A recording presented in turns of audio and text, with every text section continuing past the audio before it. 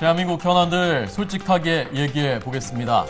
앵커 본색, 오늘은 지난주에 이어서 지방선거 삼국지 다시 한번 이어서 얘기하도록 하겠습니다. 어서 오십시오. 안녕하십니까. 안녕하세요. 네. 윤여준 전 장관 영입한 거 보면서 저는 우선 든 생각이 부고초려했다고 하지 않습니까? 네. 9번 설득했다고 하지 않습니까?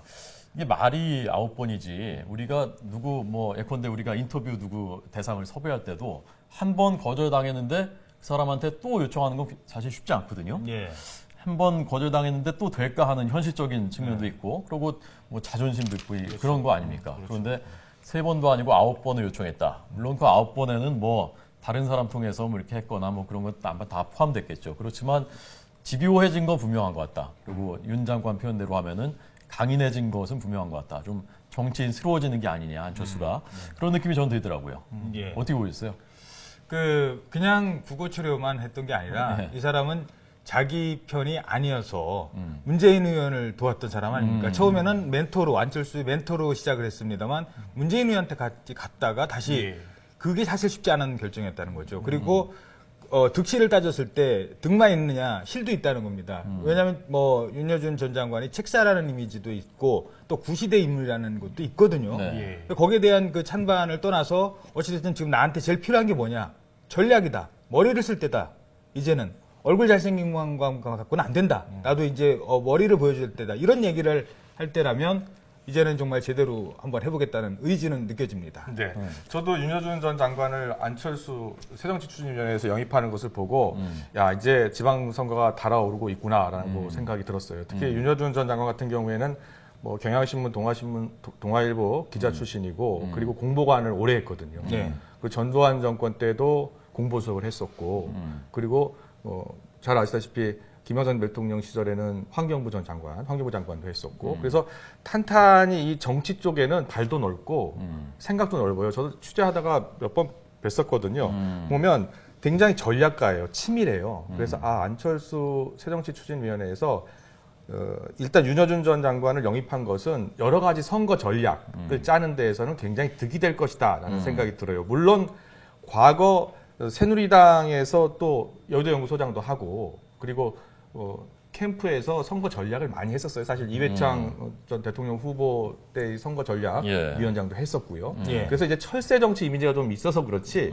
아마 선거 전략 짜는 데는 유리할 것이라는 생각이 들어요. 저는 전략 측면도 중요하지만 중도 보수 쪽에 대해서 좀 더 공략하는 게 아닌가 그런 측면도 있는 것 같습니다. 지난번에 이승만 박정희 전 대통령 묘역을 참배했지 않습니까? 그게 야권 전통 지지자들한테는 반발이 있을 것이라는 걸 모르지 않았을 텐데 그걸 했고 그다음에 이번에도 윤여준 전 장관 했을 때 뭐 흘러갔었던 인물 더더군다나 옛날에 결별했던 인물 또 데리고 오느냐 사람이 그밖에 없느냐라는 말이 뻔하게 나올 걸 알 텐데도 그걸 했다는 것은 보수 쪽에도 우리가 좀 강력하게 좀 공략을 해보겠다. 중도 보수 그런 의지를 보여준 것이 아닌가. 근데 이제 한 가지 숙제는 있죠. 그럼에도 불구하고 결국 안철수의 새 정치가 윤여준이냐 최장집이냐 이제 그런 부분이 있거든요. 이제 그 부분에 대한 뭐 설명도 좀 더 필요할 것 같습니다. 아직은 좀 지켜봐야 될 때라는 거죠. 예. 네. 서울시장이요. 지난주에 우리가 정몽준 그 후보가 아니라 그 의원이 후보가 안 하겠다고. 3번 안 하겠다고 그랬었잖아요. 그랬는데 이번에는 또 김황식 전 총리가 네. 2월부터 4월까지 석 달 동안 뭐 유시 버클리 강의하러 간답니다. 로스쿨에 무슨 고문으로 가서 예. 자리를 비운다는 겁니다. 자, 그러면 새누리당에 이게 안 나오겠다는 얘기인지 뭐 어떻게 해석을 해야 되는 겁니까, 이건? 뭐부터 얘기할까요? 일단 그 새누리당의 모 의원과 얼마 전에 잠깐 얘기를 했는데 없답니다. 뭐가 없습니까? 누가 없습니까? 했더니 선거의 여왕이 없대요. 박근혜 대통령이 지난 총선, 대선 다 이끌었지 않습니까? 다 승리를 거뒀어요. 이번 지방선거에는 선거의 여왕이 없는 거예요. 그리고 또 없는 게 인물이 없답니다. 정말 이제 이렇게 같이 출마를 해야 될 사람들이 없으니까 인물 영입론에 고심을 하고 있는 거거든요. 그래서 지금 홍문종 사무총장이 몸이 다른 거예요. 어떻게 표현이 좀 그렇습니다만 사무총장이라는 자리는요. 선거와 직접적인 책임을 져야 되는 자리입니다. 원내대표는 또 달라요. 원내대표는 원 문제만 얘기하면 되는데 대표나 사무총장, 특히 사무총장은 선거 패배하면 바로 뭐 옷을 벗어야 될 수도 있는 그런 상황이 오거든요. 그런 상황에서 지금 두 가지가 없지 않습니까? 자, 그러면 홍문종 총장 입장에서는 뭔가 새로운 사람들을 끌어들일 때 세 가지 방법이 있을 거예요. 하나는 그 지금 말하는 것처럼 언론에 이렇게 얘기를 해서 이렇게 영입을 하는 뭐 방법이 있고요. 또 하나는 추대를 하는 방법이 있습니다. 네. 그리고 한 번 또 세 가지 방법은 이렇게 제안을 한다든가 이런 건데 언론을 통해서 자꾸 정몽준 전 대표가 나가셔야 됐는데 못 나간다는 게 좀 아쉽다든가 이런 식이 자꾸 또는 지금 말한 것처럼 김황식 총리 이렇게 자꾸 얘기를 하거나 권영세 주중대사까지 지금 얘기를 했잖아요. 네. 이런 것들이 당사자 입장에서는 압력으로 미칠 수 있다는 겁니다. 아니 나를 이렇게 좀 추대를 해주거나 얘기가 어느 정도 다 된 다음에 언론에 얘기해서 이렇게 얘기해야 되는데 뭐 그분 괜찮은 것 같습니다. 근데 그분한테 들어보면 난 아직 생각이 없거든요. 지는 선거에 절대 나가서는 안 되는 거 아니겠습니까? 그러니까 그 홍문종 사무총장의 생각은 그런 것 같아요. 일단 후보군이 없지 않습니까? 후보군이 이제 새누리당에서 이렇게 열심히 하겠다라는 후보가 나오지 않는데 예. 그래도 일단 후보는 내야 되잖아요. 예. 후보는 내야 되면 결국은 경선을 할 수밖에 없고 경선을 해야지 흥행이 되지 않습니까? 흥행이 되지 않으면은 박원순 후보하고 지금 여론조사 상태로는 경쟁이 안 되거든요. 그래서 이제 김황식 전 총리라든지 정몽준 의원도 일단은 선당 후사 입장에서 당이 요구하면 나와 달라. 권영세 주중대사도 당이 원하면 좀 나와 달라. 그래서 한번 당을 위해서 그 경선에 참여해서 흥행을 한번 일으켜 달라. 그래서 절박한 거죠, 상황은. 근데 여기서 이게 지금 새누리당이 이 지금 상황을 보면은 떠오르고 있는 이 지금 그 손꼽히고 있는 이런 후보들이 나오지 않는다면 지금 당장 박원순 후보의 대항마가 없지 않습니까? 네. 그래서 사실은 후보 영입의 모습을 공을 들이는 건 좋지만 자칫 잘못하면 이게 어떤 모습으로 비춰지냐면요. 우왕좌왕하는 모습으로 비춰지는 거예요. 자신감이 더 없어 보이고 여당 입장에서 봤을 때는 새누리당 입장에서 봐서는 그러니까 뭔가 모멘텀이 필요하고 뭔가 정치적인 그런 역할을 할 수 있는 그런 순간 어떤 장면이 필요한 거거든요. 기억나십니까? 4년 전에 안철수 당시 교수가 그 박원순 그 산에 계시던 수염 덥수룩한 산에 계시던 박원순 변호사를 만나가지고 몇 시간 얘기한 다음에 2년 전이죠, 2년 전. 예, 바로 양보했잖아요. 그렇죠? 그런 2년 전이죠. 그때 상황을 그런 어떤 한순간이 없는 이상 새누리당에는 인물 영입론이 계속 올 수밖에 없는 거예요. 저는 김황식 총리 입장에서 보면 이게 무슨 뜻인가를 생각해 봤는데 아직 마음을 못 정했을 가능성이 저는 더 높은 것 같아요. 지난번 인터뷰한 걸 들어보면 기본적으로 나는 그 서울시장 그렇게 나가고 싶은 생각이 없다라는 기본 전제를 깔고 예. 그러나 내 인생에서 지금까지 뭐 감사원장하고 뭐 총리하고 했을 때도 내 뜻과는 다른 방향으로 간 적이 있었기 때문에 단언은 못하겠다라고 말을 했는데 저는 그게 진짜 나가고 싶은데 아직 말을 못하겠다라는 것보다는 아직은 결정을 정말 못했다라는 그런 마음이 느껴졌거든요. 지금도 그런 상황이 아닌가. 그런데 내가 나가려면 나를 적어도 삼고초려는 해라. 네. 그래서 정말 뭐 추대에 가깝게 이렇게 모양새를 만들어주면 그건 나갈 수 있다는 생각은 해보겠다. 그 정도의 아마 생각이 아닌가. 결국 친박계에서 김황식밖에 없다. 네. 밀어줘야 되겠다. 이렇게 그러니까 하면 뭐 사실상 추대되는 거 아닙니까? 아까 말씀드린 대로 이게 권유가 돼서는 안 되고 잘못하면 이게 압박이 돼서도 안 되는 거예요. 말씀하신 것처럼 추대 형식이 정도 돼야 본인도 생각을 할 수 있다. 이 정도 그 어떤 역할은 해주셔야 됩니다라는 걸 밑에서 얘기를 해야지 네. 공개적으로 이분이 나가셔야 되는데요. 그럼 그분 아무 생각이 없는데 이건 아닌 거죠. 그럼 말 나온 김에요. 그 요즘에 그 일부 언론들이 보도한 새누리당에서 손석희 후보 영입설 있지 않습니까? 그럼 어떻게 생각하십니까? 글쎄요, 지금 현직에 계신 분이고 그래서 아니 뭐 식상한 네. 거 아니에요? 전에 사실 뭐 글쎄요 이게 확인이 되지 않아서 제가 말씀을 잘 못 드리겠습니다. 전에 그런 풍문은 있었어요. 영입 이야기는 계속 나왔었죠. 옛날부터 예. 나왔었죠. 예. 그거는 여야를 불구하고 이제 손석희라는 상품이 자체가 일단 굉장히 호의적이고 그리고 어느 당을 후보로 나와도 당선될 가능성이 높다고 판단하고 있기 때문 아니겠습니까? 오늘 밤 그 9시 뉴스인가요? 거기서 좀 얘기 좀 해줬으면 좋겠네요. 아니 근데 그 시청자들이 아니라 유권자들이 네. 인지 부조화 있지 않습니까? 네. 손석희 그 빨간색 마크를 달고 손석희 후보가 나왔다. 이걸 우리 당 후보라고 생각할 것인가? 새누리당의 전통적인 열렬한 지지자들이 손석희를 찍으러 과연 투표장에 나갈 것인가? 그런 문제도 물론 이게 다 지금 뭐 그냥 예. 제가 보기에는 현실성이 굉장히 낮은 설인데 예. 그런 문제도 생각해보고 한다면은 그렇죠. 거의 뭐 실현 가능성이 실현 가능성이 좀 희박할 것 같아요. 예. 희박할 것 그냥 같고. 그런 얘기가 있다 정도로만 알고 있죠. 김한식 예. 전 총리는 잘 아시다시피 이제 호남 출신인데다가 그리고 사법연수원 수석 졸업에 엘리트 코스를 쫙 밟아온 사람이에요. 수석 졸업하셨어요? 네, 수석 졸업했더라고요. 그리고 뭐 서울법대 나오고 예. 엘리트 코스 쫙 밟아왔기 때문에 사실은 제가 마지막 그 대정부 질문 그 이제 답변하러 갔을 때를 제가 기억하거든요. 제가 그 당시 때 국회 취재하고 있을 때였는데 그때 이제 민주당의 김모 의원이 엄청 공격을 했어요. 예. 그러니까 이명박 정권이 한 게 뭐 있느냐 뭐 이러면서 이명박 대통령이 가장 나쁜 대통령이다 뭐 이렇게 표현을 하면서 강하게 밀어붙였어요. 그리고 이제 보통 이제 총리 앞에 나오라 그런 다음에 들어가세요 이렇게 얘기하잖아요. 근데 김학의 총리가 당시에 지금 들어가면 안 되죠 그랬어요. 그래서 자기 할 말을 딱 의원하고 하고 광주의 그 선후배 사이에 맞습니다. 그때 설전이 맞습니다. 벌어진 거 아니에요? 예, 맞습니다. 그때 기억이 납니다. 그래서 예. 그때 여권에서 김학식 총리가 나중에 정치를 해도 되겠다라고 얘기하는 분들이 있더라고요.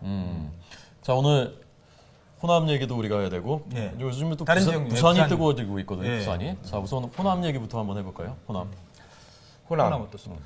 호남은 지금 최근에 흐름을 보면 박지원 전 원내대표가 조금 뭐 전남지사 이야기 나오고 있잖아요. 그러면서 동시에 안철수 신당에 대해서 비판적인 말을 하기 시작했어요. 어허, 그러니까는 예.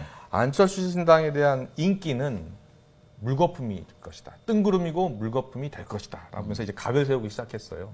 그 말은 무슨 소리냐면 호남에서 안철수 신당에 밀리면 사실은 당의 존폐를 네.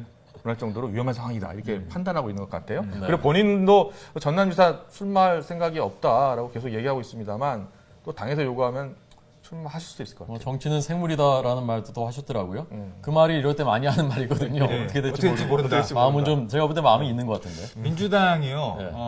다 그러니까 민주당 입장에서 지금 이제 얘기를 하는 겁니다. 민주당 입장에서는 호남도 이기고 뭐 수도권도 이기면 좋겠죠. 근데 이게 만약에 한 군데서 패배를 한다. 그럼 어디서 패배하는 게 덜 충격적일까요?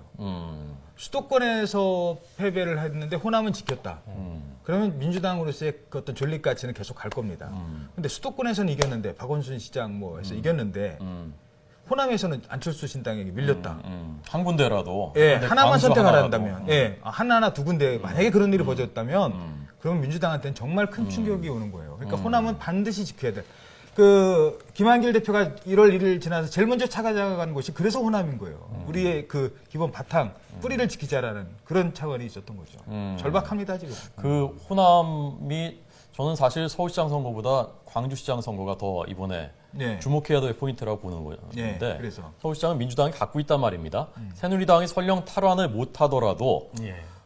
박근혜 정부의 국정 운영 동력이 뭐 상실된다, 꺾인다 뭐 그런 관측이 나오겠습니다만은 집권 2년 차에 박근혜 정부가 과연 서울시장 선거 졌다고 해서 결정적인 타격을 받겠느냐? 저는 그렇지 않을 거라고 보거든요. 또 7월 재보선도 바로 있고요. 과거에 네. 박원순 시장이 당선됐다고 총선, 대선 민주당이 이겼습니까? 아니거든요. 서울시장 선거 물론 중요하지만 더 주목해야 될 나중에 한참 지나고 나서 한국 정치사에서 기록될 만한 승부가 있다면 만약에 안철수 신당이 광주에서 이긴다면 이거야말로 정말 정치사에 기록될 만한 사건이 되지 않겠는가. 새누리당은 상수입니다. 다음 대선에서. 어쨌건 이쪽 상수거든요. 또 하나의 변수는 이쪽 카운터파트가 야권의 예. 적자가 대표 선수가 민주당이냐 안철수 신당이냐 이 문제인데 이 문제를 가름할 수 있는 것은 결국 이번 광주시장이 아니겠느냐. 광주는 수도권으로 치면 서울 같은 데고 그렇죠. 호남에서 상징성이 있는 곳 아닙니까? 그렇죠. 예. 예. 그 얘기를 하다 보니까 옛날 생각이 나는데 노무현 당시 이제 전 대통령 노무현 후보 때 광주에서 바람이 불기 시작하잖아요. 그렇죠. 거기도 광주 예. 전당대회에서 이기면서 그렇죠. 바뀌었죠. 그러니까 광주라는 곳이 좀 그렇게 상징적인 곳이에요. 사실 그래서 여기서 포준수 앵커가 얘기한 것처럼 만약에 안철수 신당이 낸 후보가 당선이 된다면 그건 엄청난 사건이죠. 그래서 이번 6.4 지방선거를 결과에 따라서는 야권이 재편되는 신호탄이다 이렇게 보고 있는 분들도 많아요. 그러니까 야권이 다시 한번 재편이 된다는 겁니다. 그래서 안철수 신당 쪽에서 호남에서 후보를 당선시킨다면 빠르게 안철수 신당 쪽으로 힘이 쏠릴 수 있고 만약에 안철수 신당에서 별다른 후보도 내지 못하고 당선이 못 된다면 다시 한번 민주당이 세를 결집하고 제1야당으로서 위치를 확보할 것이라는 거죠. 지금 안철수 신당 문제가 당 지지도는 높게 나오는데 막상 인물을 대입시켜 보면 경쟁력이 그만큼 후보 경쟁력이 안 나온다는 거 아닙니까? 그런데 광주는 지금 윤장현이라는 그 지역에서 올해 YMCA 시민 운동화했던 안과의사 출신 이분이 지난번 중앙일보 조사는 물론 조사마다 조금씩 다릅니다만은 중앙일보 조사에서는 현직 시장 강훈대 시장보다 6%포인트가 더 높게 나왔거든요. 자, 이렇게 된다면은 안철수 신당 입장에서는 해볼 만한 게 아니냐. 윤장현 장하성 얘기가 나왔는데 최근에 들리는 말로는 장하성보다는 윤장현 후보 쪽으로 한번 집중적으로 지원을 하겠다는 그런 아마 방침을 굳히고 있는 것 같습니다. 일부에서는 또 이런 얘기를 합니다. 민주당이 병을 키웠다. 그게 무슨 말이냐면 선거에서 한 번 졌으면 지금 2연패했거든요. 큰 선거, 보궐선거 빼고 총선 때 이길 것 같던 선거를 졌습니다. 일부 지역에서 문제가 생기는 바람. 대선도 이긴다고 생각을 했는데 졌어요. 두 번의 큰 선거를 졌으면은 반성을 하고 패배를 깨끗하게 인정을 하고 그다음에 내가 잘못했다라고 나서는 사람이 있었어야 돼요. 근데 지난 대선 때 아무것도 안 보여주고 심지어는 자기네들 잘못한 보고서까지 나왔는데도 결국은 책 쓰고 문제 서로 내 잘못이네 그랬지 않습니까? 단일화 과정까지. 그 병이 키워져서 이제는 지방선거에서 결국은 당의 존립을 걱정해야 되는 상황까지 왔다. 지금 이 선거를 앞두고도 계속 그래도 우리가 이기겠지라고 안일하게 간다면 정말 큰 위기를 맞을 수 있다는 거죠. 그런 지적을 많이 하더라고요. 부산 얘기 좀 해봐야 될 것 같습니다. 요즘에 부산은 당연히 지금까지 지방선거 시장을 내준 적이 없거든요. 새누리당이 한나라당이. 그런데 지금 안철수 신당이 세게 오거돈 후보, 오거돈 전 해양수산부 장관이었고 부산시장 권한대행했었더라고요. 지역에서는 친화력이 있고 행정력도 있고 시장감이다 이런 여론이 꽤 있는 모양이더라고요. 여론조사가 1등 새누리당 후보를 이기기도 하고 그래서 이 오거돈 후보를 안철수 신당이 밀면 그래서 부산까지 만약에 당선이 되거나 아니면 당선 가깝게 정말 바람을 일으키거나 자 이러면 또 이것도 굉장히 주목할 만한 포인트가 될 것 같거든요. 여당 입장에서는 아직은 이제 그 정도 단계는 아니라고 보는 게 일단 새누리당 특히 부산시장은요 전통적으로 당내 후보 경선 과정이 아주 시끄러운 데입니다. 특정인을 거론해서 죄송합니다만 김무성 의원과 서병수 의원이 그렇게 좋은 사이는 아니에요. 제가 방송에서까지 이렇게 얘기하기 좀 어렵습니다만 그렇다고 하더라고요. 그런데 이미 얘기해버렸네요. 근데 그렇게 된 이유 중에 하나가 부산시장 경선 과정을 거치면서 그런 일이 있었거든요. 요번에 좀 묘하게 돌아가는 게 서병수 의원은 이미 출마를 하겠다고 했거든요.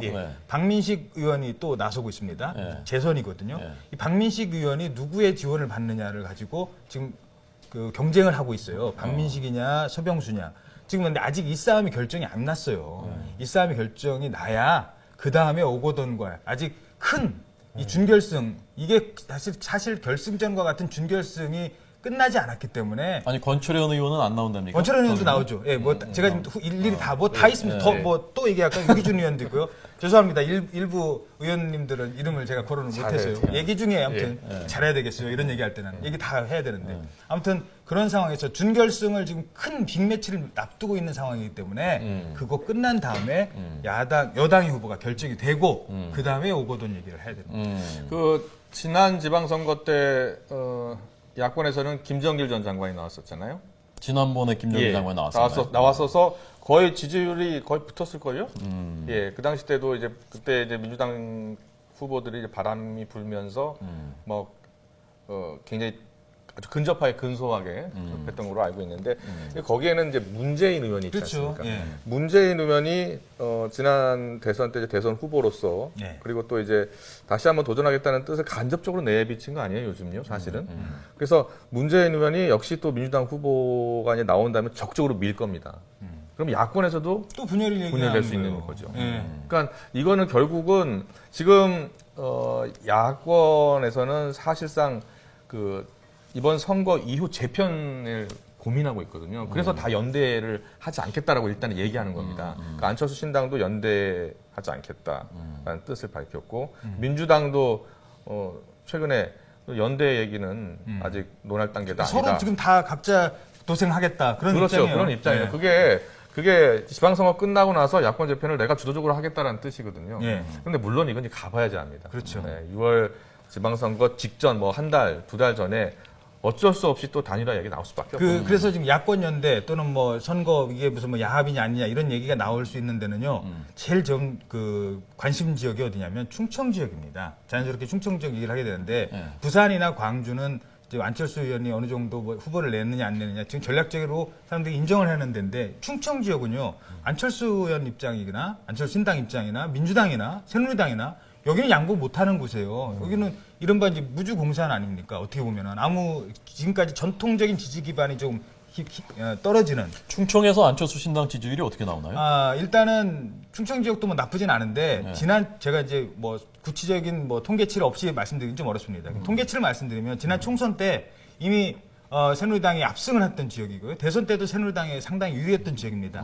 왜 그랬냐면 지난 지방선거 때는 안희정 지사가 충남지사가 됐지 않습니까? 거기에는 여권 분열이 있었어요. 그랬었죠. 새누리당과 당시 한나라당과 자유선진당 후보가 맞붙었어요. 그러니까 야당 여권이 분열이 됐던 지역이에요. 그래서 안희정 의원이 됐거든요. 지사가 됐습니다.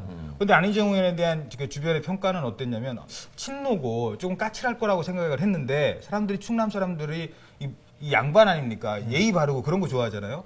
왜 얘기를 이렇게 들어봤더니 만나봤더니 이 사람이 되게 예의도 바르고 인사도 잘하고 깍듯하다 그런 소문이 점점 들면서 안희정 다시 보기가 시작이 됐던 겁니다. 젊은이가? 예, 젊은이가 젊은 사람이 이제 거기 그런 상황에서 상당히 유리하게 진행이 되는 상황이었는데 물론 이쪽에서도 뭐 정진석, 이명수 또 홍문표 도전하는 사람들이 있습니다만 여기에 지금 뭐 류근찬 전 의원 같은 경우가 지금 안철수 의원 쪽에서 얘기가 좀 돌고 있대요. 본인의 의사와는 상관없이. 이렇게 이제 되면 야권 분열이 되는 겁니다. 지난 지방선거와는 또 다른 판이 벌어지는 거죠. 그래서 여기는 절대 야권 분열 불가피 지역으로밖에 볼 수가 없는 지금 상황에서는. 객관적으로 보면요. 이번 지방선거를 좀 객관적으로 딱 보면 과거 지방선거 때하고 비교를 해보자고요. 4년 전 지방선거 때하고 8년 전 지방선거 때를 비교를 잠깐 해보면 예. 4년 전 지방선거가 몇 년입니까? 2010년이죠. 2010년 지방선거 때는 사실은 그 야권이 되게 선전한 지방선거 아니겠습니까? 그 당시 때는 이명박 대통령의 지지율이 좀 하락 추세였고요.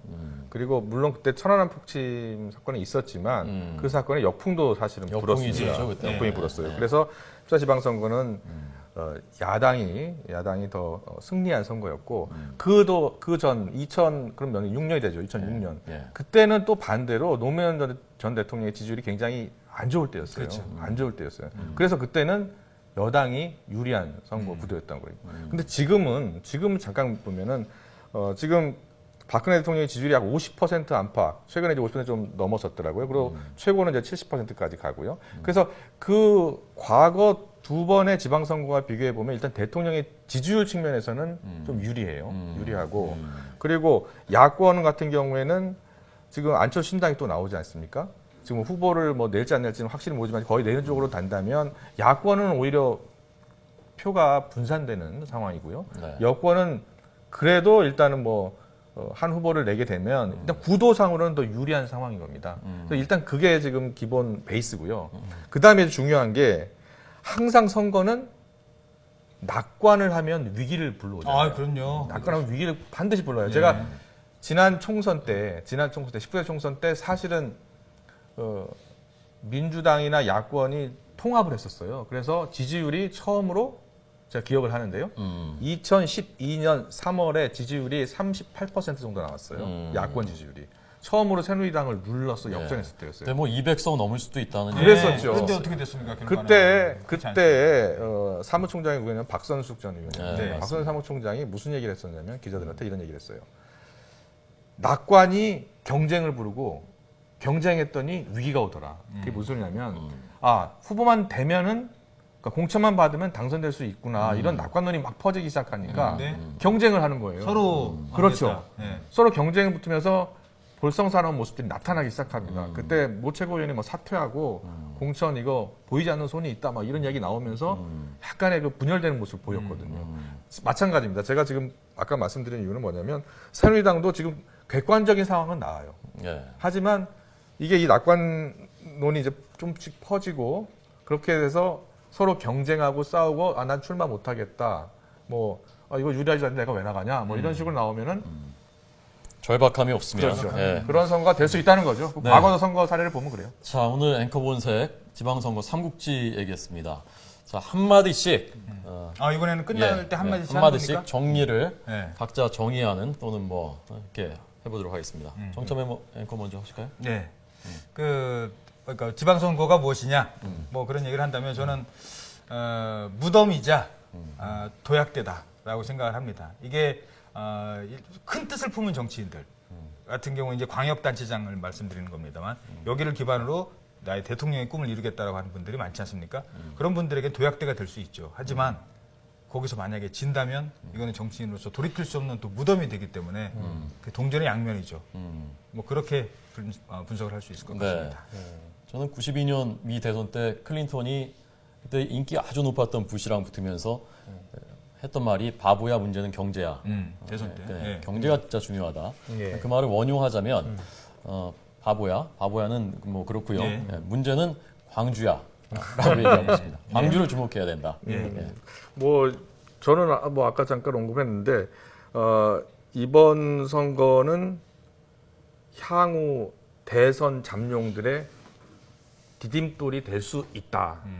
그래서 정계 재편의 신호탄도 될 수 있다. 그래서 이번 지방선거를 보면서 야권의 잠룡들이 어떻게 움직이는지, 그리고 새로운 신당과 그리고 야당, 그리고 여당도 마찬가지예요. 예를 들어서 안철수 신당이 만약에 많은 지방자치단체장을 배출하게 되면 여당에서도 또 빠져나가는 사람이 있을 수 있거든요. 그래서 정계 재편의 신호탄이 될 수 있다. 알겠습니다. 한마디씩 정리하라고 그랬는데 너무 길었어요, 지금. 네, 다음번에는 더 짧게 알겠습니다. 압축하기 바랍니다. 자, 오늘 지방선거 삼국지 얘기했습니다. 고맙습니다. 수고하셨습니다. 수고하셨습니다. 이거였습니다.